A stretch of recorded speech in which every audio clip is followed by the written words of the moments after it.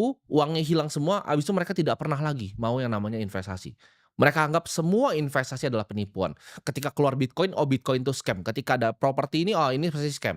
Karena dulunya mereka pernah ketipu, karena kebodohan yang mereka punya sendiri, mereka kena iming-iming dari teman, hidupnya jadi berantakan.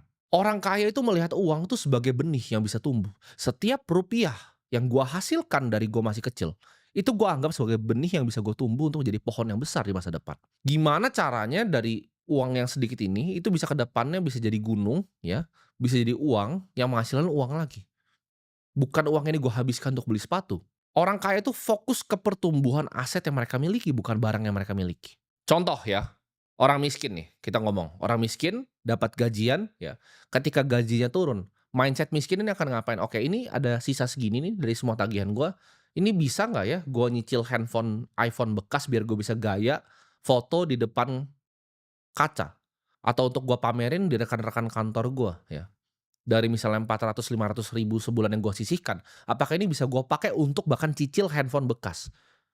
Kalau orang dengan mindset kaya, ya, mereka punya pikiran yang berbeda. Oh, dari 400 sama 500.000 ini, apa yang bisa saya lakukan? Dibanding saya beli handphone, bisakah saya punya kepemilikan dari perusahaan iPhone-nya? Apple-nya bisa nggak ya saya beli sahamnya? Kenapa saya harus beli iPhone bekas? Kenapa saya nggak punya kepemilikan kecil dari Apple? Nah, itu udah fundamental pemikiran yang sangat-sangat berbeda. Orang miskin itu sangat-sangat konsumtif, orang kaya itu tahan sama yang namanya godaan.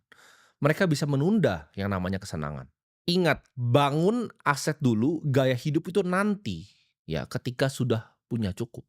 Kenapa gue bilang orang kaya itu fokus membangun aset? Dari kecil ya kan, gue waktu itu lihat Warren Buffett, dia mendapatkan dividen dari Coca-Cola itu lebih besar dibanding semua direksinya bekerja seumur hidup.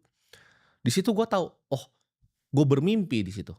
Bagaimana ya kalau suatu saat Timothy yang waktu itu masih kecil, masih SMP, dia punya 0,1, waktu itu impian gue cuma 0,1 dari bank yang paling besar di negara ini. Wah, kayaknya nikmat banget tuh dihitung-hitung kan 0,1.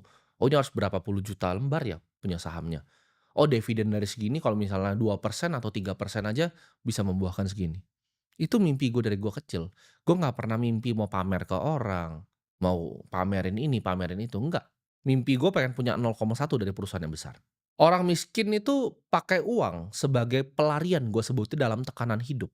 Jadi ketika hidup dia dianggap stres, dianggap sulit, uang itu jadi dijadikan pelarian. Oh boleh dong saya self reward, oh boleh dong saya belanjain diri ke saya sendiri, saya pengen deh belanja sepatu yang saya pengen deh belanja tas yang saya pengen deh belanja baju yang saya udah impi-impikan buat saya pamerin di temen lu yang sebenarnya nggak peduli dan malamnya mereka semua udah lupa sama tas baru lu itu.